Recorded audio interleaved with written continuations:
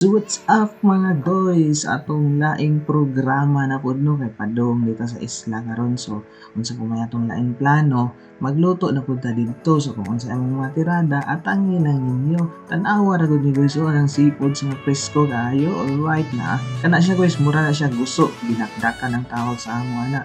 Kani siya ginamos nga bulinaw. Alright, nakatay mga saan guys oh. Stang lami, dinakdakan. Alright, na ay gusto, na ay lato, o na ay lukot, na apoy isda, pagkalami So kung sa mga tirada dito guys, atangin na lang ninyo. Lami kayo guys oh. Napay mga ginason, na ay mga pasayan. Alright, kaya mga pasayan guys, di na siya gikan sa mga fish pan. So fresh good din siya tanan gikan sa dagat. Alright, diha sa mo kay nagbiyahe pa ko. Let's go.